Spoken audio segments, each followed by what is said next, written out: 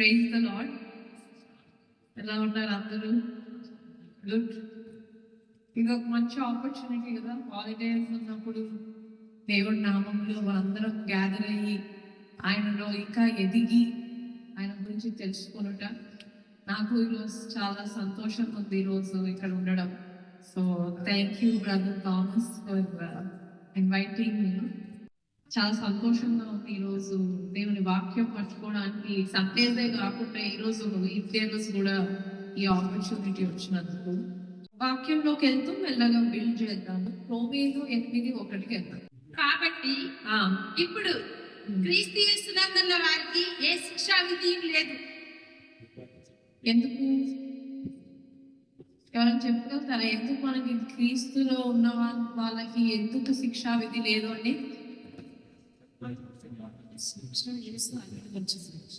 సరే, ఇప్పుడు మెల్లగా బిల్డ్ చేద్దాం. ఎందుకంటే మొన్న నేను వెళ్ళే చర్చ్ పాస్టర్ గారు కూడా అదే అంటుంటే, అందరికీ సువార్త యాక్చువల్లీ తెలియదు. పైన యేసు రక్షకుడిగా అంగీకరించినప్పుడు సరే ఆయన నా కోసం చనిపోయి లేచాడు అంతే. అంటే దాని యొక్క లోతులు ఎవరు వెళ్ళి చూడట్లేదు. అక్కడ ప్రాబ్లం అయిపోతుంది. ఎప్పుడైతే ఏదైనా మనకి చూడండి, ఇప్పుడు కాలేజ్కి వెళ్ళే వాళ్ళు, డిగ్రీ తీసుకునే వాళ్ళు, లేకపోతే ఇంజనీరింగ్ తీసుకునే వాళ్ళు, ఇప్పుడు సపోజ్ ఇంటరే అనుకోండి, ఒక స్పెసిఫిక్ సబ్జెక్ట్స్ మనం తీసుకుంటాం కదా, ఎంపీసీలో, బైపీసీలో, సిఈసీలో. మనం తీసుకునే దాన్ని బట్టి ఆ సబ్జెక్ట్ రిలేటెడ్ లోతుల్లో చెప్తారు. అన్నీ చెప్పారు కదా. మనం తీసుకున్న సబ్జెక్ట్ లోతుల్లోకి వెళ్ళి ఫ్యూచర్లో దానికి సంబంధించిన ఉద్యోగము వాళ్ళు పర్స్యూ చేస్తారు ఎవరైనా, అంతే కదా. ఇప్పుడు డాక్టర్ అవ్వాలనుకోండి, బైపీసీ చేయాలి. బైపీసీ చేసి తర్వాత నీట్ ఎగ్జామ్ రాసి తర్వాత స్కోర్ బట్టి మంచి కాలేజ్లో వస్తుంది. ఎందుకు అంటే ఒక ప్రాసెస్ ఉంటుంది. దాని లోతుల్లో వెళ్ళి డాక్టర్ అవ్వాలంటే ఒక సబ్జెక్టు లోతుల్లో మనం వెళ్ళాలి. అలాగే ఇప్పుడు సువార్త దేవుడి గురించి, యేసు గురించి తెలుసుకోవాలంటే దాని లోతుల్లో వెళ్ళినప్పుడు అసలు మనమేమై ఉన్నాము, యేసులో మనకి ఏమి ఎక్స్పీరియన్స్ చేయొచ్చు, ఏమి అనుభవించవచ్చు, ఏమి ప్రత్యక్షత మనం చూడొచ్చు, ఏ వాక్యాన్ని పట్టుకుంటే దేవుడు మనల్ని ఆశీర్వదిస్తాడో, మన జీవితంలో ఏనగలుగుతామో అంత సువార్త యొక్క లోతుల్లో ఉంటుంది. ఎందుకంటే సువార్త అంటే సరే యేసు చనిపోయాడు, మా పాపాలన్నీ తుడిచివేశాడు కాదు. అదే సువార్తలో మనము ఆ కృప వలన జీవితంలో ఆ కృప ఆయన మంచితనము అనుభవించడమే కాకుండా జీవితంలో ఏడగలుగుతామంట కూడా బైబిల్ ప్రకారం. సో బైబిల్ సువార్త ఏదైతే ఉందో అది సరే, దేవుడు మంచోడు, మన కోసం చనిపోయాడు, మనం ఇక్కడ బతికినంత రోజులు క్రిస్టియన్ పేరు మనం బతకాలి అంతే అని కాదు సువార్త. దేవుడి ఉదయం ఏంటంటే మనం జీవితంలో ఏలాలని కూడా కదా. ఆయన నీ చిత్తము పరలోకమందు కదా, thy will be done on earth as it is in heaven. అంటే భూమి అందు కూడా పరలోకంలో నీ చిత్తం ఏదైతే ఉందో అదే నెరవేర్చబడాలనేది దేవుని చిత్తం కదా. యేసు కూడా ప్రార్థన చేసింది అదే కదా. అంటే ఇప్పుడు పరలోకంలో దేవుడు అంటే మనం నార్మల్గా ఉన్నది ఏది గొప్పగా ఉంటుంది, అదైతే నమ్ముతాం కదా మనము. ఇక్కడ ఎలా ఉన్నా పరలోకంలో అయితే గొప్పగా ఉంటుందని ఎవరైనా నమ్ముతారు. పరలోకం వెళ్ళాక అసలు ఏడుపు ఉండదు, కన్నీరు ఉండదు, సంతోషము, నాట్యము, వీధులు కూడా బంగారంతో ఉంటాయి కదా. అవన్నీ ఇప్పుడు మనం వీధులు బంగారం గురించి అనట్లేదు, కానీ అంటే జీవితం, క్వాలిటీ ఆఫ్ లైఫ్. యేసు ఎందుకు వచ్చాడంటే జీవం ఇవ్వడానికి. ఎలాంటి జీవం అంట? సమృద్ధి గల జీవం అంట. నార్మల్ జీవం అంటే సరే ఎల్లు పుట్టావు, బతికావు, సచ్చావు అంతే అనలేదు. నువ్వు జీవించినప్పుడు ఎలాంటి జీవితము మనము బతకాలని ఆయన వచ్చాడు. లైఫ్ ని ప్రాపర్ 100% క్వాలిటీగా మనం అనుభవించడానికి ఆయన చిత్తం. ఇప్పుడు చూడండి, ఇప్పుడు మనం ఏమని చదివాము రోమీలు 8:1 యేసులో ఉన్న వారికి ఏ శిక్షా విధియో లేదు. ఇప్పుడు చూడండి, ఈ శిక్షా విధి అనే ఒక వర్డ్ మనం చూస్తే కనుక గుర్తుందా, వ్యభిచారము చేసి పట్టబడిన స్త్రీని యేసు ఏమంటాడు? అందరూ అంటాడు మోషే ధర్మశాస్త్రము ప్రకారము అన్ని రాళ్లతో కొట్టి చంపారు. ఇప్పుడు యేసుని వాళ్ళేంటి ఒక టైట్ స్పాట్ లో పెడదాం అనుకున్నారు. ఇప్పుడు ఏం చెప్తాడు? ధర్మశాస్త్రం విరుద్ధంగా ఎవరు వెళ్ళలేడు కదా. ఆయన అందుకే వంగి రాస్తాడు, ధర్మశాస్త్రం పెట్టిందే నేను, నువ్వు వచ్చి నాకు చెప్తావా. తర్వాత ఏమంటాడు తెలుసా, ఆమె దగ్గరికి వెళ్ళి, నేను ఇంకా నిన్ను ఖండించను, ఇకపై వెళ్ళి పాపము చెయ్యకు. ఫస్ట్ ఇకపై వెళ్ళి పాపము చెయ్యకు, అప్పుడు నేను ఖండించను అన్నాడా, లేదా మొదట నేను నిన్ను ఖండించను ఇక వెళ్ళి పాపము చేయకు అన్నాడా? అంటే మొదట ఆయన ధైర్యం ఇచ్చాడు, రూల్ పెట్టలేదు కదా. మొదట ఆయన రూల్ పెట్టాడా, ధైర్యం ఇచ్చాడా? ఎందుకు? యేసుకి తెలుసు ఈమె పాపాన్ని కూడా ఆయన వెల చెల్లించబోతున్నాడు. అందుకే అదే ఇదితో ఆయన చెప్పగలిగాడు, ఇక నేను నిన్ను ఖండించను, ఇక నువ్వు వెళ్ళి పాపము. ఎప్పుడైనా సరే యేసులో చూడండి, అందుకే యేసులో ఇకపై మనకి శిక్షా విధి ఉండదంట, ఇకపై మనం దోషారోపణలోకి వెళ్ళక్కర్లేదంట. ప్రతి మనుషుడు పడతాడండి, పడని మనిషి ఉంటాడా? పాపం చేయని మనిషి ఉంటాడా? ఎంత పరిశుద్ధంగా జీవించే మనుషులైనా ఏ టైంలో అయినా మనిషి పడతాడండి. అందుకే బైబిల్లో ఉంది 7 మార్లు పడినా ఉంది, ఒక్కసారి ఉండలేదు. ఎందుకంటే దేవుడు కూడా తెలుసు మనిషి అన్నాక పడతాడు. కాబట్టి మనం శిక్షా విధిలోకి వెళ్ళిపోయి, దోషారోపణలోకి వెళ్ళిపోయి, దేవుడి నుంచి దూరం వెళ్ళి, అరే నాకు దేవుడికి దూరం అయిపోయింది, నీకు అర్హుడిని కాదు, అలా చూస్తే బైబిల్లో ఏ మనిషి అర్హుడు కాదండి దేవుడి కృప కొరకు. అందుకే కదా దేవుడి కృప ఏమనుంది, ఆయన కృపా సింహాసనము వద్దకు ధైర్యంగా వెళ్ళాను. ఖండించే సింహాసనం అనుందా, కృపా సింహాసనం అనుందా? యేసులో ఎప్పుడు ఎవ్వరికి ఏ శిక్షా విధియు ఉండదు. కాబట్టి మిమ్మల్ని మీరు ఖండించుకొని దేవుడి నుంచి దూరము వెళ్ళకండి. ఇప్పుడు తప్పిపోయిన కుమారుడు కూడా దూరంగా ఉన్నప్పుడు వాళ్ళ తండ్రి ఎలా ఉరికాడంట, ఆయన బట్టలు ఏదైతే వేసుకుంటాడో ఎత్తి మరి ఉంటాడంట. ఒక డిగ్నిటీ అంటే ఆయనకున్న స్థాయికి అది చేయడము నవ్వుచెడు. కానీ దూరం నుంచి చూశాడంట, వెయిట్ చేయలేదంట. వీడు నా కాళ్ళ మీద పడి తప్పు చేశాను నాన్న, నీ డబ్బులన్నీ అమ్మగొట్టాను, నా ఆస్తంతా అమ్మగొట్టాను, వెయిట్ చేశాడా చెప్పడానికి? ఒకవేళ వెయిట్ చేసి ఉంటే అప్పుడు తండ్రి హృదయం మొదట ఖండించే హృదయం అని మనకి ఊహించుకోవడానికి అట్లీస్ట్ ఛాన్స్ ఉంది. కానీ ఆయన ఖండించలేదు, ఉరికాడంట. ఉరికి ఆ కంపు పందుల మధ్య ఉంటాడు కదా కొడుకు తెలుసా, అయినా కూడా వాటేసుకొని కౌగిలించుకొని దగ్గర తీసుకొని సంబరాలు ఏర్పాటు చేశాడంట. ఎందుకు? అప్పుడు తప్పిపోయాడు, ఇప్పుడు తిరిగి వచ్చేసాడు.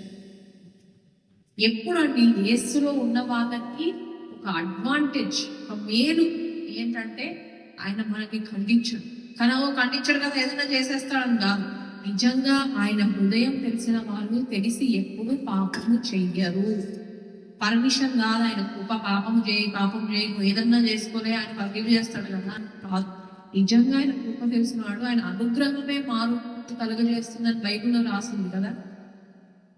మన బైబిల్ నూతన నిబంధనలో ఎంతో మంది కథలు కూడా చదివినప్పుడు, అంటే వాళ్ళ సన్నివేశాలు చదివినప్పుడు మనకు అర్థమయ్యేది ఒకటే, ప్రతి మనుష్యుడికి ఆయన కృప పరిశుద్ధాత్ముడు సహాయము చేస్తాడంట మారడానికి.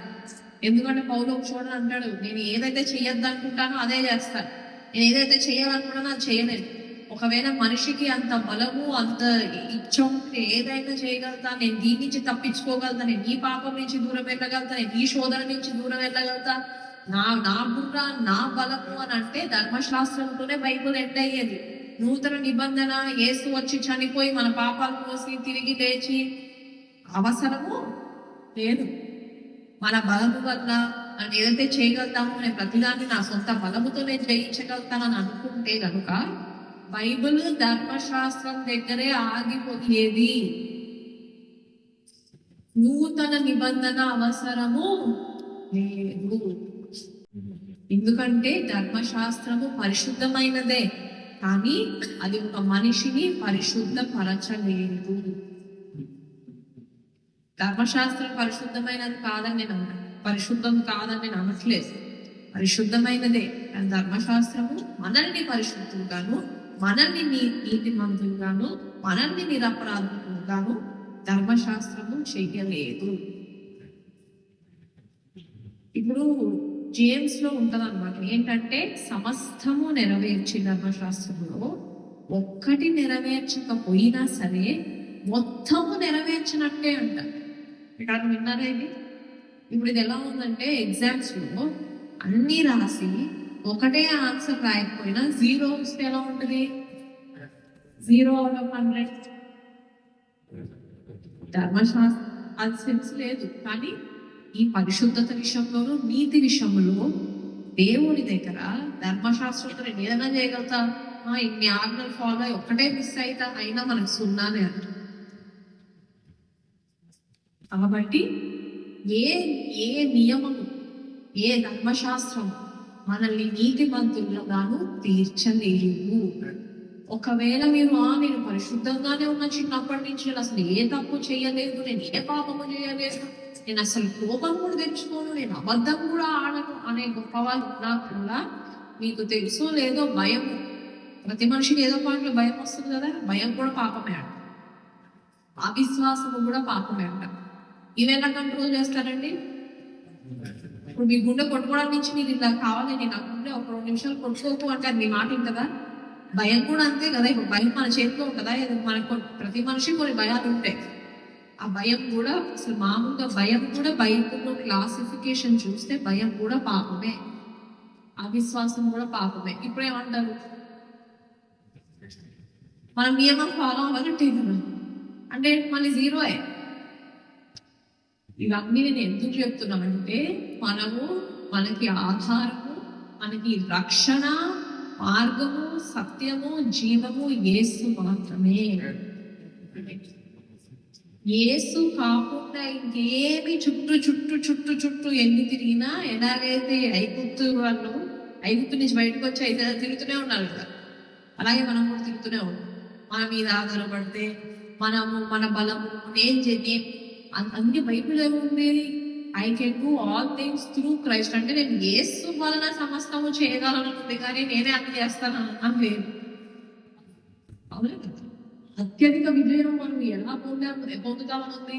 యేసు ద్వారా ఉంది, మామూలుగా అని లేదు. నియమం ద్వారా, నీ బలము ద్వారా నువ్వు నీతి కార్యాలు చేస్తే, నీతి కార్యాలు ఇంపార్టెంటే, నేను కాదనను. పరిశుద్ధంగా ఉండడం ఇంపార్టెంటే, నేను కాదనను.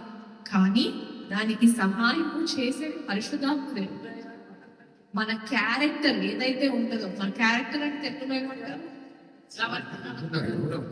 గుణం. మన గుణము, మన ఇది ప్రతిదీ కూడా పరిశుద్ధాత్మే మౌల్డ్ చేస్తాడు. అందుకే తెలుసా, రోజు మనం ప్రార్థన చేసినప్పుడు మన గుర్తింపుతో వెళ్ళాలి. మీరు చూడండి, ఒక స్కూల్కి వెళ్తారు అనుకోండి, ఒక ప్రిన్సిపల్ ఆమె గుర్తింపుతో వెళ్ళే హోదా వేరు, ఆ స్కూల్ ఒక చైర్మన్ ఆ హోదాతో ఆమె గుర్తింపుతో వెళ్ళే హోదా వేరు, ఒక టీచర్ వెళ్ళే హోదా వేరు. అంటే మన ఐడెంటిటీ ఉండాలి మనకి. ఫస్ట్ అసలు మనం ఏమై ఉన్నాము, మన గుర్తింపు ఏంటి? దేవుడి యేసు యందు మనము దేవుని నీతి అయి ఉన్నాం, మనము పరిశుద్ధులమై ఉన్నాం, మనము నిర్దోషులు అయి ఉన్నాం, మనము నిరపరాధులు అయి ఉన్నాం. తండ్రి దృష్టిలో మనము ఎలా తెలుసా? పర్ఫెక్ట్, నమ్మసక్యముగా లేదు. ఇటు చూడండి, అందరు వచ్చే వాళ్ళు వస్తూ ఉంటారు, వాక్యం మీద ఫోకస్ చేయాలి.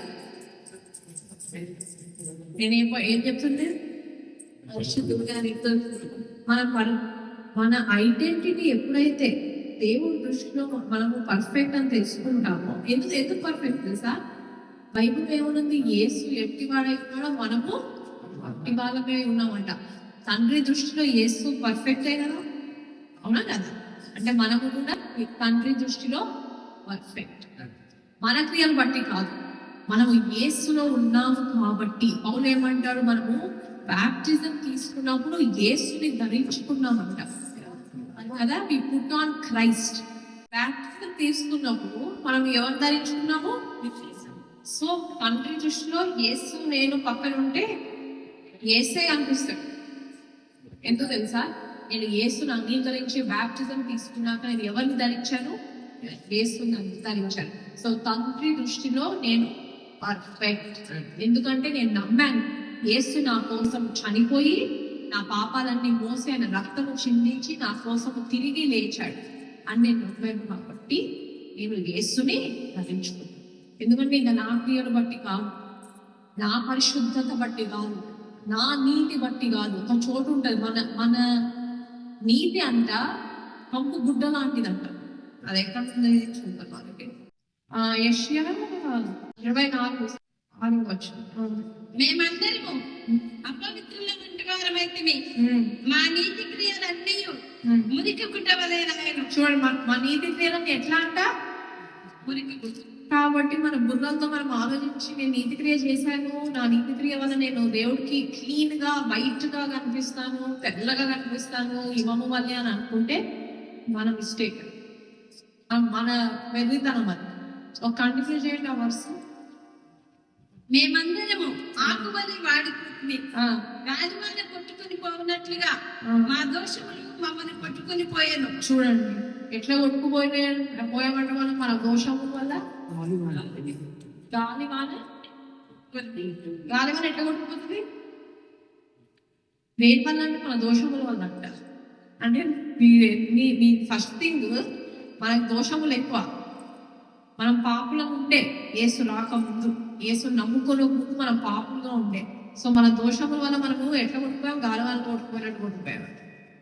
యెషయా 54:7-3. నీకు విరోధముగా రూపింపబడిన ఏ అపరాధములు వర్ధిల్లదు. న్యాయ విమర్శలో నీకు దోషములు గురించి ప్రతి వారికి నీవు నేరస్థాపన చేసేదవు. యెహోవా యొక్క సేవకుల నీతి నా వలన కూర్చున్నది. చూడండి, యెహోవా యొక్క సేవకుల నీతి నా వలన కలుచు. ఇప్పుడు యేసుని నమ్మిన వాళ్ళందరూ కూడా ఇదే అప్లై అవుతుంది. మన నీతి ఎలా కనుగొనబడుతుందంట? దేవుడు ఏమంటున్నాడు ఇక్కడ? యెహోవా యొక్క సేవకుల నీతి నా వలన కలుగుచున్నదని దేవుడు చెప్తున్నాడు. ఇది వారి స్వాస్థ్యం, ఇది వారి మన స్వాస్థ్యం ఏంటి తెలుసా? మన నీతి ఎవరిని కలుగ చేస్తాడు తెలుసా? దేవుడే. Okay, 2 Corinthians 5:21. ఎందుకనగా మనం ఆయన యందు దేవుని నీతి ఆగినట్లు. ఆయన యందు ఎవరి నీతి అంట? దేవుని నీతి, మన నీతి కాదు. నాకు యెషయా 54 ఎక్కడి నుంచి వస్తుందంట నీతి? ఆయన నుంచే కదా, ఆయన ఇస్తా అంటున్నాడు ఆయన నీతి. ఈ వచనంలో ఏముంది? మళ్ళీ చదవండి ఫస్ట్ నుంచి. ఎందుకనగా మనం ఆయన యందు దేవుని నీతి అగినట్లు, మనము ఆయన యందు దేవుని నీతి అయి ఉంటున్నట్లు, పాపం ఎరుగని ఆయనను మన కోసము పాపముగా చేశాను. చూడండి, ఆయన పాపము చేస్తే పాపం అయ్యాడా? ఏ పాపము ఎరుగని ఆయన మన కొరకు పాపం అయ్యాడు. ఏ పాపము ఎరుగని ఆయన మన కొరకు పాపం అయ్యాడు. ఎందుకనగా మనము ఆయన యందు దేవుని నీతి అవ్వడం కోసం అంట. ఇంగ్లీష్ లో ఈ ఫ్లోలో ఉంటుంది. ఏ పాప సిద్ధు చూడండి, ఆయన పాపము చేయకుండా పాపం అయ్యాడు. మనం అనుకోవచ్చు, నేను అంత నీతి క్రియలు చేయలేదు, నా నీతి క్రియలు ఎలాగో మురికి గుడ్డ కదే కదా, నేను నీతి మంత్రుని ఎలా అవుతాను అనొచ్చు. ఆయన పాపము తీసుకొని వేసుకున్నాడు. అంటే ఈ రిసీవ్డ్ ఇట్, ఆయన పొందుకొని మన పాపంలన్నీ పొందుకొని ఆయన మీద వేసుకున్నాడు. ఈ రోజు మనం యేసుని నమ్ముకుంటే, మనము నీతి క్రియలు చేయకపోయినా మన పేరు దేవుడి దృష్టిలో దేవుడి నీటే ఉంటుంది. ఎందుకంటే మనం అది పొందుకునేది. ఇప్పుడు ఎవరైనా బర్త్డేకి గిఫ్ట్ ఇచ్చారనుకోండి, అది మన సంపాదన గిఫ్టా? శాలరీకి గిఫ్ట్ తేడా ఉంది కదా. ఇప్పుడు శాలరీ అంటే ఏంటి? మనం కష్టపడి సంపాదించుకునేది. గిఫ్ట్ అనుకోండి ఉచితంగా ఇచ్చేది, అవునా కదా. ఇప్పుడు రోమీలు 8:31 నుంచి చదువుతాం సార్. ఇట్లుండగా ఏమందము, దేవుడు మన పక్షమున ఉండగా మనకు విరోధి ఎవరు? దేవుడు మన పక్షము ఉండగా మనకు విరోధి ఎవరు? నెక్స్ట్, తన సొంత కుమారుని అనుగ్రహించుటకు. చూడండి, తన సొంత కుమారుని అనుగ్రహించుటకు వెనుక తీయక మనందరి కొరకు ఆయనను అప్పగించిన వాడు. ఆయన అప్పగించడం లేదా తండ్రి మన కోసం ఆయన కుమారుని? నెక్స్ట్, ఆయనతో పాటు సమస్తమును. ఆయనతో పాటు అంటే యేసుని ఇచ్చాడు మనకు, ఆల్రెడీ చనిపోయి తిరిగి లేచాడు. ఆయనతో పాటు అంటే ఏంటి? టుగెదర్ కూడా. సమస్తమును మనకెందుకు అనుగ్రహింపడు? ఆయనతో పాటు సమస్తము కూడా మనకు ఎందుకు అనుగ్రహింపడు? ఇంగ్లీష్ లో ఒక వర్డ్ ఉంటుంది, ఉచితముగా. తెలుగులో లేదా అది? ఆయనతో పాటు మిగతావన్నీ కూడా ఉచితముగా ఇవ్వడా అని ఉంటుంది. ఇంగ్లీష్ ఒరిజినల్ అనువాదంలో ఆయనతో పాటు మనకి వేరేవి కూడా ఉచితముగా ఇవ్వడా అంటే యేసు ఉచితంగా ఇచ్చాడు కదా. మనము నీతిమంతులు ఎలా ఉన్నాం పొందుకొని అంట. ఎట్లా పొందుకోవాలంటే కాబట్టి అంతే. ఇప్పుడు రక్షణ ఎలా వస్తుందని బైబిల్లో రాయబడి యాప్స్ లో ఎవరైతే యేసుని వాళ్ళ సొంత రక్షకుడుగా ఎట్లా అంగీకరిస్తారంట, యేసు నా కోసము నా పాపాలన్నీ మోసి చనిపోయి తిరిగి లేచాడు అని నమ్మితే మనము రక్షింపబడుతున్నాం. అవునా కదా? బైబిల్లో ఈ వచనం ఉందా లేదా? సో ఎప్పుడైతే మనం ఇది ఏంటి విశ్వాసము, రక్షణ మనం ఎలా వచ్చింది నమ్మడం ద్వారా. మనం చూసామా 2000 సంవత్సరాలు మనం పుట్టి యేసు చనిపోయి మనం సినిమ దగ్గర చూసామా? వీడియో ఉందా? నమ్మామా లేదా? రక్షణే మనం నమ్మితేనే వస్తే మిగతా అవన్నీ నమ్మితే ఆయన అనుగ్రహింపడా అంటే మన గుర్తింపు ఏదైతే ఈ దేవుని యేసు యందు నేను దేవుడి నీతి అయి ఉన్నా. చూడండి బైబిల్ అందుకే 2 కొరింథీయులు 5:21 స్పష్టంగా అందుకే చదివించా. ఏ పాపము ఎరుగని ఆయన, అందుకే క్లారిటీ ఇస్తున్నాడు పౌలు ఇక్కడ. ఆయన పాపము ఎరిగి పాపి అవ్వలేదు, ఆయన పాపము చేసి పాపం అవ్వలేదు. అందుకే ఆయన పాపి అని రాయలేదు బైబిల్లో. ఏమన్నదంటే ఏ పాపము ఎరుగని ఆయన మన కొరకు పాపం అయ్యాడంటే, పాపి అని లేదు. అంటే ఆయనే ప్రతి ఒక్కల పాపం తీసుకొని ఆయనే పాపం అయ్యాడు. ఎందుకు? ఆయన నమ్ముకుంటే మనము దేవుని నీతి పడవచ్చు. అంటే సిలువలో ఒక ఎక్స్చేంజ్ అంటే మార్పిడి, మత మార్పిడి అనుకోవడం, లైంగిక మార్పిడి. అంటే చూడండి, మనము షాప్కి వెళ్ళి కొంటాము, అది నచ్చలేదు అనుకోండి, లేదా దీనికన్నా బెటర్ కావాలంటే కొన్ని షాప్స్ ఏంటి ఎక్స్చేంజ్ చేయనిస్తారు. అదే ధరకి మీకు వేరే తీసుకొని వేరే తీసుకోవచ్చు, లేదా మీకు వేరే నచ్చితే అది ఎక్స్ట్రా కొంచెం డబ్బులు పెట్టి అది తీసుకోవచ్చు, ఎక్స్చేంజ్ ఆఫర్. అలాగే సిలువ మీద యేసు మన కోసం చనిపోవడం కోసమే కదా వచ్చాడు. సిలువ మీద మన పాపం ఆయన తీసుకొని ఆయన నీతి మనకి ఇచ్చేసాడండి. ఆయన ఎలాగైతే పాపం అయ్యాడో మనము కూడా ఏమయ్యామంటే దేవుని ఉందని ఆ వచనంలో ఏ పాపము ఎరుగని ఆయన మన కొరకు పాపమయ్యాడు. ఎందుకంటే మనము దేవుని ఆయన యందు దేవుని నీతి అవ్వడం కోసమే అంట. అంటే దాని పర్పస్ అదే, దాని యొక్క ప్రణాళిక, ఆయన చనిపోవడానికి ఒక ప్రణాళిక అదే. బయట అందరూ వాడిని మోక్షం కోసం ఎత్తుతారు తెలుసా. ప్రతి ఒక్క మతము ఎతికేది ప్రతి దేవుడి కోసము. జనాలు బయట మీరు చూస్తే కొంతమంది ఎతికేది దేనికోసమే మోక్షం. అంటే ఒక మనిషికి అసలు మోక్షం ఎలా వస్తుంది, అసలు విమోచన ఎలా వస్తుంది అని యేసు అంటే వచ్చి ఒకటే అంటాడు, నేనే మార్గము, నేనే సత్యము, నేనే జీవము. ఆయనకి మన జీవితంలో అంగీకరిస్తే ఎవ్రీథింగ్ అంటే సార్టెడ్, అంటే సమస్తము ఇంకా క్లియర్. మన క్రియను బట్టి మీరు పరలోకానికి వెళ్తారా, నరకానికి వెళ్తారా, అమ్మో మనకి ఇంకా కన్ఫ్యూజన్ లో ఉన్నాము, మనం ఇంకా వెయిటింగ్ లిస్ట్ లో ఉన్నాము. ఇప్పుడు రైల్వే టికెట్కి ఏదో ఉంటుంది కదా, అట్లానే తత్కాలు బుకింగ్లు ఏవో ఉంటాయి కదా, అలా ఏం లేదు. యేసుని నమ్ముకున్నారా డైరెక్ట్ హెవెన్. ఎలా అంటారా? ఇప్పుడు గుర్తుందా, యేసు చనిపోయినప్పుడు ఆయనతో పాటు 2 దొంగలు ఉంటారు, అవునా కదా? తెలిసింది బైబిల్ చదివినప్పుడు తెలుస్తుంది. 2 దొంగలు ఉన్నప్పుడు ఒకసారి వెళ్దాం చదువు. యేసు రాజ్యంలోకి వచ్చినప్పుడు అంటే జస్ట్ గుర్తు తెచ్చుకోమన్నాడు అంతే. నాకు బెనిఫిట్స్ ఇవ్వన్నాడా అంటే ఏమైనా చెయ్యన్నాడా? జస్ట్ గుర్తు తెచ్చుకోవడం పనా అండి? గుర్తు తెచ్చుకో అంతే. నన్ను గుర్తు తెచ్చుకో నువ్వు నీ రాజ్యంకి వెళ్ళినప్పుడు. నెక్స్ట్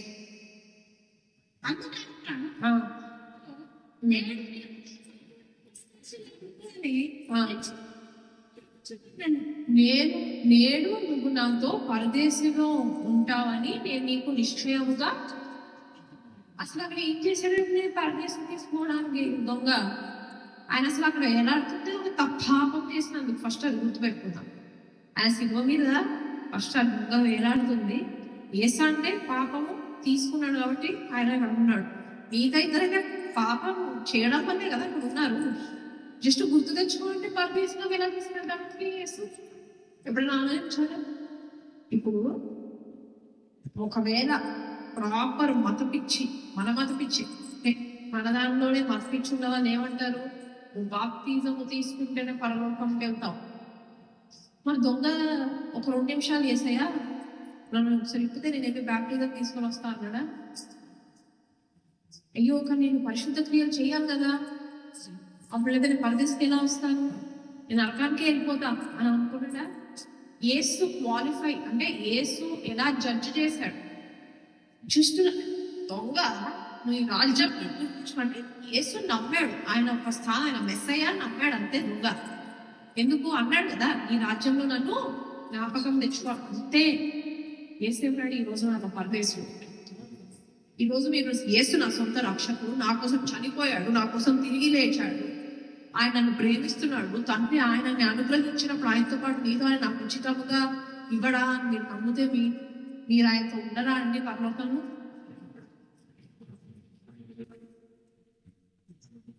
అక్కడ దొంగకి అవకాశం కూడా లేకుండే చెయ్యడానికి, మాట్లాడడానికి, చెప్పడానికి. ఒక్కటే నమ్మాడు, నమ్మి చెప్పాడు, గుర్తు పెట్టుకోనన్ను అని అంతే. ఈరోజు మనం ఇంత విశ్వసించి ఈరోజు మనం అందరం ఎందుకు కూడి ఉన్నాము, ఏ నామాన్ని గణపరచడానికి? యేసును. అన్ని నామములు కన్నా ఆయనని మనము మన విశ్వసనీయత ఇంత, ఆయన విశ్వసనీయత ముందు మన విశ్వసనీయత ఏంటంటే, దేవుడు అంట ఇజ్రాయేలీలు ఐగుప్తులో దేవుడికి మొరబెట్టలేదు. జస్ట్ అబ్బా అమ్మో అయ్యో ఇదే ఎందుకు నొప్పితో వచ్చిన సౌండ్లు చేసినందుకే బైబిల్లో ఉంటుంది, దేవుడు ఆయన నిబంధన గుర్తు తెచ్చుకున్నాడు అని. ఆరాధన అనేక జనములు జరిగిన మీదట ఐగుప్తు రాజు ఇశ్రాయేలీయులు తాము చేయుచున్న వెట్టి పనులను బట్టి నిట్టూర్పులు విడుచుచు. చూడండి, వాళ్ళు చేసిన పని బట్టి వాళ్ళు ఏం చేశారంట, నిట్టూర్పులు వద్దారంట. నిట్టూర్పు అంటే ఏంటి? ఎందుకు మూలిగారంట? ఐగుప్తు రాజు చచ్చిపోయాడని కాదు అని అనుకునేది. అక్కడ రాస్తుంది అంతే, ఐగుప్తు రాజు చచ్చిపోయాడు. దాని తర్వాత దేనికి మూలిగారో రాశారు. ఎందుకంట చదవండి. ఇశ్రాయేలీయులు తాము చేయుచున్న వెట్టి పనులను చూడండి, వాళ్ళు చేయుచున్న వెట్టి పనులు బట్టి మూలిగారంట. ఇది నిట్టూర్పులు వదిలారంట. నిట్టూర్పులు విడుచుచు మొరపెట్టుచుండగా నిట్టూర్పులు పెట్టి మొరబెట్టారంట. దేవుడిని పిలిచారని ఉందా బైబిల్లో? ఉందా? దేవుడి దగ్గర నుంచి దేవా ఎక్కడున్నావు, దావీదు ప్రార్థన చేస్తాడు కదా, అలా చేశారా? పోనేసి వాళ్ళు దేవుడితో అలా సంబంధం ఉందా? ఒక చోట అయితే ఇది కూడా ఉంటుంది, ఏమనంటే జాషువా 24:14, మీ పితరులు నది అద్దరిని ఐగుప్తులోను సేవించిన దేవతలను మరగద్రోసి యెహోవానే సేవించుడి. చూడండి, అంటే దీన్ని బట్టి ఏమర్థమైంది మనకి, వాళ్ళ పితరులు ఐగుప్తులో వేరే దేవుళ్ళని దేవతలని సేవించారని. ఇది మనకు ఒక కన్ఫర్మేషన్ ఏంటి, వాళ్ళ మొరబెట్టినప్పుడు, వాళ్ళ నిట్టూర్పులు వదిలినప్పుడు మన దేవుడు ఏం పిలవలేదు. అవునా కదా? కన్ఫర్మేషన్ వచ్చిందా లేదా? వాళ్ళు జస్ట్ నిట్టూర్పులు వదిలారు అంతే, బాధపడ్డారు అంతే నొప్పితో. ఎందుకంటే నడుము నొప్పో, మోకాలు నొప్పో ఏదో వస్తాయి కదా, అలసిపోయో, పని ఎక్కువ అయ్యో ఏదో ఒకటి ఉంటుంది కదా. తర్వాత వర్షం చదవండి, ఎక్సోడస్ లోనే, తమ వెట్టి పనులను బట్టి వారు పెట్టిన మొర దేవుని యొద్దకు చేరని. వాళ్ళు పెట్టిన మొర దేవుడు చేరిందంట. దేవుడిని పిలవలేదు, దేవుడిని అడగలేదు, దేవుడిని నమ్మట్లేదు, దేవుడిని అసలు దేవుడితో సంబంధమే లేదు. ఎలా దేవుడి దగ్గర చేరుతాయండి? నిబంధన వలన. దేవుడు వాళ్ళ బాధ మొర విని ఆయన నిబంధన గుర్తు చేసుకున్నాడంట. మోషేని పంపాడా లేదు? ఇప్పుడు మనకి దేవుడు కూడా నిబంధన యేసు వలన, ఆయన రక్తము వలన ఏర్పడింది. కాబట్టి మీరు ఎంత అసాధ్యమన్నా, మీరు ఎంత పాపం చేసి నేను అర్హుణ్ణి అర్హురాల్ని కాదని అనుకున్నా, యేసు వలన మీరు యేసుని నమ్మి ఒకవేళ మీకు విశ్వాసంలో మీరు ఎదగకపోయినా, అంటే చూడండి కొంతమంది ఏంటి, సరే నేను యేసు నమ్ముతా, కానీ వాళ్ళు ఏంటంటే కష్టాల వల్ల దేవుడితో సమయం గడపకపోవచ్చు, బైబిల్ చదివే ఒక ఇది రాకపోవచ్చు, కానీ దేవుడు వాళ్ళు వదిలేస్తాడా? మీరు ఏడుస్తే ఇజ్రాయేలీలు అప్పుడు అసలు ఇంకా ఆ నిబంధన ఇంపార్టెంటే, కానీ మనకి ఇంకొక షూర్ నిబంధన ఉంది, ఒక ఇంకా గట్టి నిబంధన ఉంది. అది ఎవరి రక్తము వల్ల ఏర్పడిన నిబంధన? యేసు, దేవుడు ఏకైక కుమారుడు, దేవుడే కదా యేసు, ఆయన రక్తము వల్ల ఏర్పడిన నిబంధన. మీ బాధల్లో ఆయన మిమ్మల్ని వదిలేస్తాడా అండి? మీరు నలిగి విరిగి ఉంటే మిమ్మల్ని వదిలేస్తాడా? ఆయన అనుగ్రహించిన వాడు, తండ్రి యేసును అనుగ్రహించిన వాడు ఆయనతో పాటు సమస్తం మీకు ఉచితముగా ఇవ్వడా? బైబిల్లో ఏమని ఉంటుందో తెలుసా? విరిగి నలిగి ఉన్న వాళ్ళకి ఆయన ఇంకా దగ్గరగా ఉంటాడు. మీ పాపము, మీ శోధన, మీరు పడిపోయినా సరే దేవుడు మిమ్మల్ని పక్కన పడేయరు. మీ ప్రతి కన్నీరు, మీ ప్రతి బాధ, మీ ప్రతి కోపము, మీ ప్రతి ఒక్క ఆవేదన, ఎవ్రీథింగ్ ఆయన మీతో ఉన్నాడు. ఆయన మిమ్మల్ని దాని నుంచి ఆయనే బయటికి తెస్తాడు. ఆయన తప్పకుండా మీతో సమయం గడపడం ఇంపార్టెంటే, బైబిల్ చదవడం ఇంపార్టెంటే, కానీ ఎవరైతే వాళ్ళకున్న కష్టాల వల్ల, బాధల వల్ల, బరువు వలన, ఏమి అసలు నా దగ్గర ఒక నిట్టూర్పే మిగిలిందేవా అని అనే వాళ్ళ కోసం కూడా నేను మీకు ధైర్యం ఇస్తున్నా. దేవుడు మిమ్మల్ని విడిచిపోడు. మన విశ్వసనీయత ఎంతో కాదండి. ఆయన విశ్వసనీయత ఉంటుంది. మీరు అడిగినా అడగకపోయినా, కోరినా కోరకపోయినా ఆయన మీరు అంగీకరించారు. మీకు ఇంకా ఆ నిబంధన యొక్క బలము మీకు ఇంకా తప్పకుండా మీరు అనుభవిస్తారు. ఎందుకంటే ఆయన విశ్వసనీయత వలన మనము నమ్మని స్థితిలో కూడా ఎప్పుడైతే మన జీవితంలో ఆయన మన జీవితానికి ఆయనే కదండి రాజు, దేవుడు, రక్షకుడు రక్షించడా? జాన్ 8:10-11 వచ్చినారు. ఇందాక నేను చెప్పా కదా, ఒక అభిచారకులు పట్టబడిన స్త్రీది. అది కంటిన్యూషన్ కొంచెం చేద్దాం. చూసి అమ్మా వారు ఎక్కడ ఉన్నారు, ఎవరు నీకు శిక్ష విధింపలేదా అని అడిగినప్పుడు, చూడండి ఇది ఎప్పుడు అడుగుతాడంటే, యేసు అంటాడు, మీలో పాపము లేని వాళ్ళు రాయితో కొట్టచ్చు. అందరు పాపలే కదా, అందరు పాపం చేసుకోలే కదా. ఓన్లీ అక్కడ ఒకళ్ళకే అధికారం ఉంది రాళ్ళతో చంపడానికి. ఎవరు తెలుసా? యేసు. ఇందులో పాపం చేశాడా? ధర్మశాస్త్రం ఆయనకి తెలుసు. ఆయన డైలాగ్ వాడాడు కాబట్టి ఆయనకి ఇంకా హక్కు ఉంది రాయికి సమన్ కొట్టి చంపేయడం. ఆయన ఏమంటాడు నెక్స్ట్ చదవండి. ఆమె లేదు ప్రభువా అందుకు యేసు, నేను నీకు శిక్ష విధింపను. చూడండి, నేను నీకు శిక్ష విధింపను, నేను వెళ్ళి ఇక పాపం చేయమని ఆమెకు చెప్పాను. చూడండి, ఎప్పుడన్నా సరే చూడండి, దేవుని అనుగ్రహమే మారు మనసు కలుగజేస్తుంది. ఇక్కడ యేసు ఏమన్నాడండి? నేను కూడా నిన్ను ఖండించను, నేను కూడా నేను శిక్షించను, ఇక వెళ్ళి పాపము చెయ్యకు. పేతురు గుర్తుందా? మొదటిసారి దేవుడు పేతురు దగ్గరికి వెళ్ళినప్పుడు పేతురు రాత్రంతా ఫిషింగ్ కోసం ఎత్తి దొరుకుతాయా చేపలు? తర్వాత యేసు ఏమంటాడు, నువ్వు కొంచెం ముందుకి లోతులో వెయ్యన. కానీ పేతురు అంటాడు కదా, ఏమంటాడు పేతురు? రాత్రంతా కష్టపడ్డాము, రాత్రంతా ట్రై చేసాము, వాళ్ళకి ఇంకా ఏంటి, వాళ్ళకి అనుభవం ఉంది. ఏ టైంలో ఫిష్ దొరుకుతాయి, ఎటో వేస్తే ఎక్కువ ఫిష్ దొరుకుతుంది, ఏ టైంలో ఫిష్ ఇటువైపు వస్తాయి, అన్ని వాళ్ళు ఎదిగి ఉన్నవాళ్ళే, ముక్కున్న వాళ్ళే. యేసు వచ్చి ఎక్స్పీరియన్స్ ఉన్న అనుభవం ఉన్నవాడికి వెళ్ళి ఇప్పుడు వెళ్ళి అక్కడ లోతులో వేయంటే వేస్తాడా లేదా? వేస్తే ఎలా వస్తుందంట చేపలు? విస్తారముగా, పట్టలేనంత అంటారు. అది ఎందుకు తెలుసా? పేతురు అంటాడు, నీ మాట చొప్పున సరే వేస్తాను. మనకి ఎన్నో అసాధ్యం ఉండొచ్చండి జీవితంలో, కానీ ఎప్పుడైతే మనం వాక్యం చదివినప్పుడు లేకపోతే వాక్యం విన్నప్పుడు మనకి వాడు పరిశుధాత్మ చెప్తాడు వాక్యం నీకే మన హృదయంలో ఆయన ముడతాడు. అది మనం పట్టుకుంటే దేవా నాకు నమ్మకం లేదు, కానీ నీ మాట చొప్పున నేను ఈ వాక్యాన్ని పొందుకొని నమ్ముతున్నాను చెప్పండి, దాని యొక్క ప్రత్యక్షత చేసే పని దేవుడికి మనది కాదు. ఎందుకంటే ఎప్పుడు మన చేతుల్లో తీసుకుంటాం, నేను చెయ్యాలి, నేను దీన్ని నెరవేర్చాలి, నేను దీన్ని చేయాలి. దేవుడి మాటే ఆయన యోహాను 1:1 ఏముందండి? దేవుడే వాక్యం. ఆయన వాక్యాన్ని మనం పట్టుకొని విడుదల చేస్తే మనం ఎవరిని విడుదల చేసినట్టు? దేవుడు ఓడిపోతాడా? ఆయన మన తోడుగా ఇందాక వేయించాలా? మన విరోధి ఎవడు? ఆయన మన పక్షముగా ఉండగా మనకి విరోధి ఎవడు? మనం ఎవరికి భయపడాలి?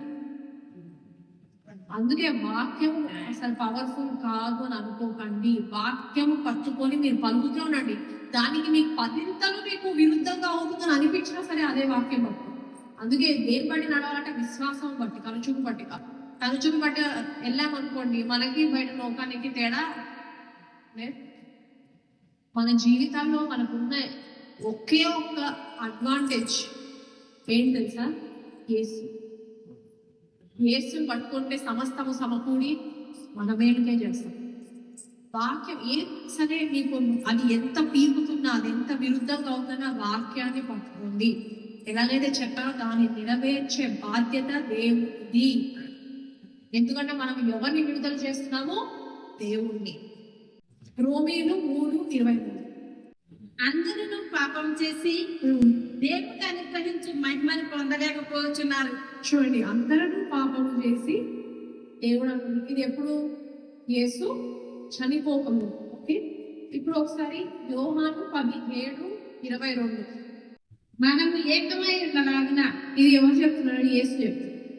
తండ్రి మనము ఏకమై ఉండలాగున వారు ఏకమై ఉండవలేనని నీవు నాకు అనుగ్రహించిన మహిమను నేను వారికి ఇచ్చింది. చూడండి, రోమీలు 3:23 ఏం చూసాము? అందరూ పాపము చేసి దేవుడు అనుగ్రహించిన మహిమను పొందలేకపోయి. అది మన స్టేటస్ ఇప్పుడు యేసు రాకము. కానీ ఇక్కడ యేసు ఏమంటున్నాడు? నువ్వు నాకు అనుగ్రహించిన మహిమను నేను వాళ్ళకి ఇచ్చితిని, ఎందుకంటే నువ్వు నేను ఎలాగైతే ఏకమై ఉన్నామో వాళ్ళు కూడా ఏకం అవ్వడానికి అని అంటాడు. అదేనా మీనింగ్ ఈ వచనానికి? చదవండి ఒకసారి మళ్ళీ. మనము ఏకమై ఉండలాగున.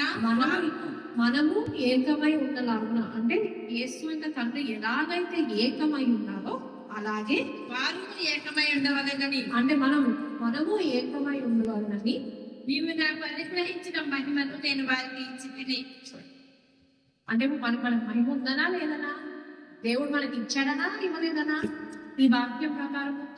కాబట్టి మనం ఊరికే రోమీలు 3:23 పట్టుకోవాలా? లేకపోతే దేవుడు నాకు మహిమను ఇచ్చాడు, అవును ఒకప్పుడు నేను పాపిని, కానీ ఇప్పుడు దేవుడు అనుగ్రహించిన మహిమను నాకు యేసు ఇచ్చాడని నమ్మాలా?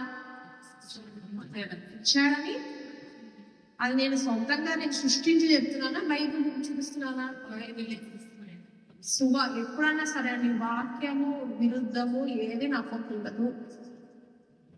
వాక్యమే మీ స్టాండర్డ్ అయి ఉండాలి. వాక్యమే మీ యొక్క పునాది అయి ఉండాలి ఏదైనా నమ్మడానికైనా. ఇప్పుడు ఈ మధ్య ఏదైనా మనం మాట్లాడితే మన ఫోన్లో ఇప్పుడు కొన్ని యాప్స్ ఉంటాయి, ఇన్స్టాగ్రామ్, ఫేస్బుక్, ఇవన్నీ.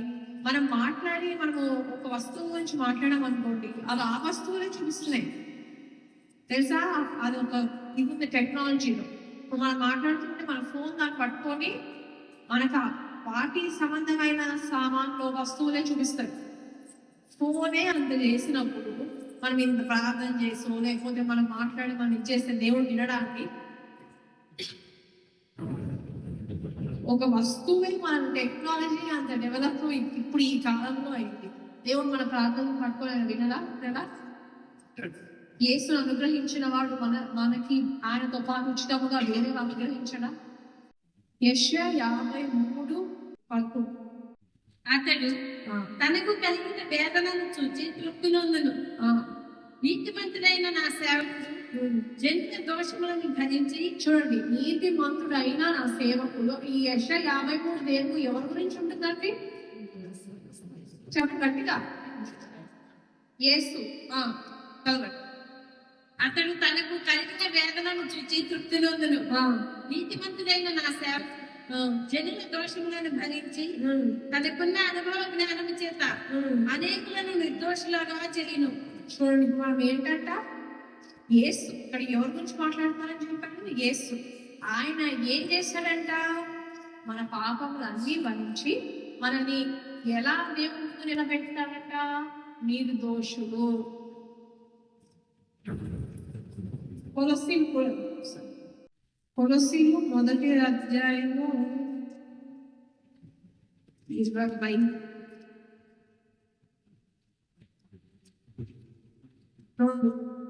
తన సన్నిధిని పరిశుద్ధులుగాను నిర్దోషులుగాను నిర్మలుగాను నిలువబెట్టుటకు ఆయన మాంసయుక్తమైన దేహమందు మరణము వలన సమాధానపరచెను. మనని ఎలా సమాధానపరిచాడంట? ఆయన మరణించి, ఆయన రక్తము వలన శరీరంలో వచ్చి మరణించి, ఆయన చిందించిన రక్తము వలన మనని దేవుడు ముందు ఎలా నిలబెట్టాడంటండి? చదవండి. తన సన్నిధికి పరిశుద్ధులుగాను నిర్దోషులుగాను నిరపరాధులుగాను. అంటే ఇప్పుడు మనం ఒక పాపము చేస్తే సరే తన పాపి కాదు అని అనుకోవడంలో ఒక ఎత్తు. నీతి మంత్రులు ఎట్లా అంటామండి? ఇప్పుడు నిర్దోషులుగా నిలబెట్టాడు అంటే అర్థము సరే ఈ పాపం నేనైతే సరే సరే. ఇప్పుడు ఒకడు ఫెయిల్ అయ్యాడు అనుకోండి, వాడు మనం కొంచెం పాస్ చేసి ఇప్పుడు 36 పాస్ మార్క్ అనుకోండి, వాడు 34 వచ్చాయి అనుకోండి, సర్లే 36 వేసి జస్ట్ పాస్ అని అనడం ఒక ఎత్తు. 34 వచ్చిన వాడికి 100కు 100 వచ్చిందని చెప్పడం ఇంకొక ఎత్తు. అవునా కాదు? అర్థమైందని చెప్పింది. దేవుడు మనల్ని జస్ట్ నిర్దోషులుగానే కాదంట, పరిశుద్ధులుగా కూడా చేసేసాడంట. అంటే 100 ఇచ్చేస్తాడు. అంటే నేను ఇచ్చిన ఉదాహరణ అర్థమైందా? ఇప్పుడు ఫెయిల్ అయిన కూడా 2 మార్కులు పెంచి వాడు జస్ట్ పాస్, సర్లే పాస్ అయిపోయాడులే అని అనడం వేరు. అబ్బో first rank, state first, country first అని అనడము వేరు. దేవుడు మనల్ని ఫెయిల్ అయిన వాళ్ళని ఏమనుంది? రోమిలు 3:23లో అందరూ పాపము చేసి దేవుడు అనుకున్నాడు మమ్మల్ని ఒక్కడో పొందలేదు, ఒక్కడును. అలాంటి వాళ్ళు అందరినీ ఎవరైతే ఆయన నమ్ముతాడో వాళ్ళు స్టేట్ ఫస్ట్, కంట్రీ ఫస్ట్ లా నుంచోబెట్టేస్తారు. అంటే పరిశుద్ధులుగాను నిర్దోషులుగాను నిరపరాధు. దేని ద్వారా అంట? ఆయన మరణము వల్ల అంట.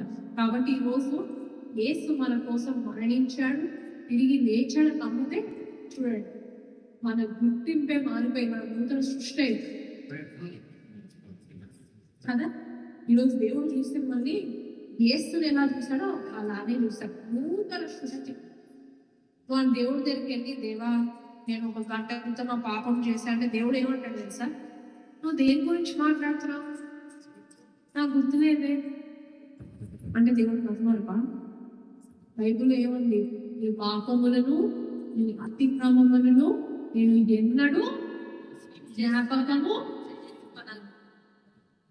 మనం మన పాపాలు ఎందుకు చెప్తాం తెలుసా? ఎందుకు కన్ఫెస్ చేయాలంటాం తెలుసా? దేవా దీని నుంచి కూడా నువ్వు క్షమించావు, దాన్ని బట్టి నీకు స్తోత్రం. అంతేగాని దేవా గుర్తు చేస్తే ఆయన అదే అంటాడు, దేని గురించి మాట్లాడుతున్నావు నాకు తెలియదే. ఎందుకంటే ఆయన రక్తము వలన మనకి హిమము వలె చేశాడంట. హిమము యాజ్ వైట్ ఎస్ స్నో అని ఉంటుంది పీపుల్. మన పాపములన్నీ జస్ట్ ఆయన ఇలా కప్పలేదు. చూడండి, నేను ఎగ్జాంపుల్ ఇలా కప్పా అనుకోండి, ఈ షేప్ మీకు ఇంకా కనిపిస్తుందా? ఉంది కదా టేబుల్. ఇప్పుడు నేను కప్పిస్తుంది మాత్రం టేబుల్ కనిపించకుండా పోయిందా? ఇక్కడ తెలుస్తుంది కదా ఈ ఏరియాలో. ఇప్పుడు టేబుల్ లేదు అని ప్రూఫ్ ఏంటంటే ఈ టేబుల్ని తీసేయడం. ఎందుకంటే దీన్ని నేను ఎంత కప్పిపుచ్చినా ఒక ఏదో ఉంది అనేది అయితే తెలుస్తుంది. పాత నిబంధనలో ఏదైతే బలి అర్పణలు ఇచ్చేవాళ్ళు ఆ బలి అర్పణను ఇలా జస్ట్ టెంపరీ, తాత్కాలిక. కానీ యేసు వచ్చి మరణించినప్పుడు మొత్తానికి తుడిచివేస్తాడు.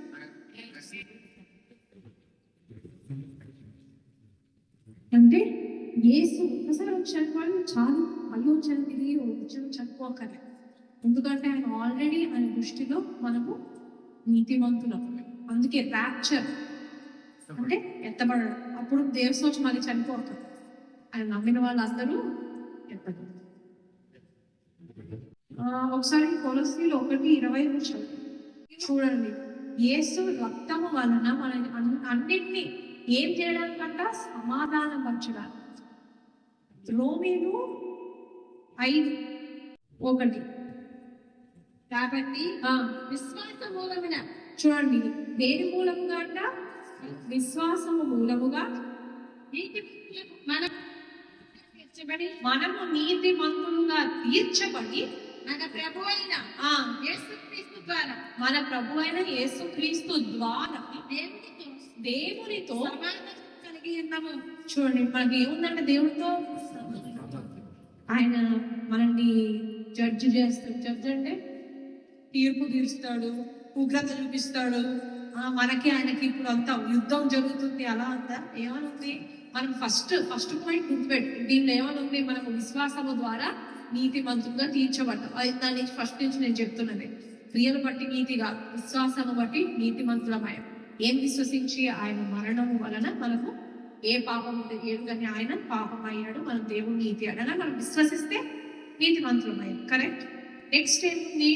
దేవునితో యేసుక్రీస్తు ద్వారా మనకి ఈ సమాధానము. కాబట్టి దేవుని వద్దకు వెళ్ళినప్పుడు ధైర్యముగా వెళ్ళండి. ఆయన మీకు విరుద్ధంగా కాదు. అందుకే నా బైబిల్లో ఏమని చదివాను? రోమీలో ఆయన మనతో ఉండగా మనకి విరోధి. ఆయన మనతో ఉండగా దేనికి భయపడాలి? దేవుడు మీ టీమే, మీకు అగేన్స్ట్ కాదు. దేవుడు మీకు ఆపోజిట్ కాదు, ఆపోజిషన్ లో లేడు. ఆయన మీతో ఉన్నాడు. ఎందుకంటే యేసు వలన మనం ఆయనతో సమాధానమై ఉన్నాము, నీతిమంతులమై ఉన్నాము, పరిశుద్ధులమై ఉన్నాము, నిర్దోషులమై ఉన్నాము, నిరపరాధులై ఉన్నాము. నూతన సృష్టి అనేసాడు. ఒక్కటి చేయడం వల్ల ఏంటి? యేసు నా సొంత లక్ష్యం. నా దేవుడు యేసు నామానికి ప్రతి మోకాలు వంగాల్సిందే. టైము తప్పకుండా దేవుడు చూస్తాడు. ప్రతి నాలుక యేసు దేవుడని ఒప్పుకోవాల్సిందే. కాబట్టి మనము మన జీవితాన్ని ఎలా అయితే యేసులో నడుస్తున్నామో అలాగే నడవాలి. వేరే వాళ్ళు మనం చూసి యేసు నమ్ముకోవాలనిపించారు. ఇది ఒక మతం వేరు. యేసు అంటే ఒక మతం కాదు, మార్గం. ఇంకా కొంతమంది చదివే బైబిల్ మనమే మనం పుస్తకాలు ఇచ్చారనుకోండి. ఇప్పుడు ఈ మధ్య కొత్త రూల్స్ ఏమో వస్తున్నాయి కదా, మార్పులు చేస్తున్నారు ఎక్కువ. సో బైబిల్ నేను మార్కెట్ నుంచి నేను మాట్లాడట్లేదు, కానీ కొంతమంది చూసే జీవితాలు మనవే. కొంతమంది చూసే బైబిల్ మన జీవితాలే. కాబట్టి అందులో ఏదైతే ఇంకా నేను చెప్పాను కదా, కృపలతో పాటు మనం ఏలుతామని చెప్పి ఒకసారి ఒక్క వర్షం చూసుకుంటాం. రోమీలు 5:17 మరణము ఒకని అపరాధ మూలమున వచ్చినదై. ఎవరో ఒక్కడి అపరాధము? నెక్స్ట్ ఆ ఎవరి ద్వారా ఏలిన ఎడల కృపా బాహుల్యమును నీతి దానమును పొందువారు జీవము గలవారై మరి నిశ్చయముగా అంటే పక్కాగా ఒకరి ద్వారానే ఎరుగురు. యేసు క్రీస్తు ఆయన ఒక ద్వారానే ఎరుగురు. చూడండి, ఆదాం పాపం చేసినందుకే అందరు పుట్టుకతోనే పాపి అని రోజు ప్రార్థనలో చేస్తారు. కానీ ఒక మనుషుడు అపరాధం వలన మరణము ఏరి పాపం పాపి పాపి పాపి అని మనుషులు అనగలిగితే ఒకని కార్యము వలన ఎవరు? యేసు చేసిన క్రియ వలన మనము నీతిమంతులం అని నమ్మలేమా? అండ్ ఇక్కడ ఏమనుంది? కృపాబాహుల్యమును నీతి దానమును, ఈ రెండింటి వలన మనం కూడా ఏం చేస్తామంట? యేసు ద్వారా జీవితంలో ఏలుదురు. కాబట్టి కృప అంటే దేవుడు కృపామయుడు అని అనుకోవడమే కాదు, ఆ కృప ఈ యొక్క నీతి యొక్క దానము అంటే ఏంటి? గిఫ్ట్. నాకు చెప్పాను కదా, శాలరీ గిఫ్ట్. నీతి ఏంటంటే యేసు నమ్ముకుంటే వచ్చే గిఫ్ట్. అందుకే నీతి దానము అని ఇక్కడ కూడా కన్ఫర్మేషన్ ఉంది మీకు. కృపాబాహుల్యమును నీతి దానం వల్ల యేసు ద్వారా మనం జీవితంలో ఏగుతాము. కాబట్టి మన జీవితంలో ఏదన్నా ఒకటి చెప్పుకోండి, యేసు యందు దేవుని నీతి అయి ఉన్నాను. నేను యేసు యందు దేవుని నీతి అయి ఉన్నాను. నేను యేసు యందు దేవుని నీతి అయి ఉన్నా. సమస్య ఏదైనా అవ్వచ్చు, కష్టం ఏదైనా అవ్వచ్చు, మీ గుర్తింపు మీరు తెలుసుకొని మీరు పలికినప్పుడు జీవితంలో ఏగుతాము. ఆ కృప చూడండి, దేవుని ఏం మారుస్తుందంట? మారు మనసు ఏది కలుగు చేస్తుంటే ఆయన అనుగ్రహమే అంట, కృపనే అంట. కాబట్టి కృప అంటే ఓ మంచితనమే, సున్నితనమే కాదు. అదే కృపలో శక్తి కూడా ఉంది. జీవితంలో మనం ఏనడానికి మన గుర్తింపులో ఆ శక్తి ఉంది. ఏంటి? దేవుని నీతి అయి ఉన్నాం మనం యేసు యందు అని చెప్పడంలో. సో మీకు ఏదున్నా చెప్తూ ఉన్నాను, రోజు ఎన్నిసార్లు గుర్తొస్తే అన్నిసార్లు చెప్తూ ఉన్నాను, యేసు యందు నేను దేవుని నీతి అయి ఉన్నా, ఇది నా గుర్తింపు, నేను నూతన సృష్టి. ఆయన కృప ఎప్పుడు నాతో తోడుంది. సింపులే కదా. నేను సేపు మన మాట జీవ మరణాలు 4వ సంవత్సరం మన మాటనే ప్రతిదీ ఒక గింజలాగా నాటుకుపోతుంది. ఆ గింజ ఇప్పుడు చూడండి, యాపిల్ గింజ వేసామనుకోండి, యాపిల్ చెట్టు వస్తుంది కానీ మ్యాంగో చెట్టు వస్తుందా? కాబట్టి మీరు ఏది మాట్లాడతారో మీరు అదే. కాబట్టి అప్పు 10 పసాలు అనకండి. ఆయన దెబ్బల వల్ల నాకు స్వస్థత, శాక్రిమెంట్. ఆయన బంధులో పాల్గొనడం, రోజు పాల్గొనడం తప్పలేదు. పౌలు ఎక్కడికి వెళ్ళినా బంధ పాల్గొనేవాడు తెలుసా? ఎక్కడ రోజు మీరు ఎన్నిసార్లు చేసినా ఇంకా మంచిది. ఆయన శరీరం తీసుకుంటున్నప్పుడు ప్రార్థన చేయండి, దేవా నీ దెబ్బల వలన నాకు స్వస్థత. ఆయన రక్తము సాదృశ్యంగా తీసుకున్నప్పుడు, దేవా నీ రక్తము వలన నేను నీతిమంతున్నయ్యా, పరిశుద్ధున్నయ్యా, నిర్దోషునయ్యా, నిరపరాధునయ్యా, నీతిమంతున్నయ్యా.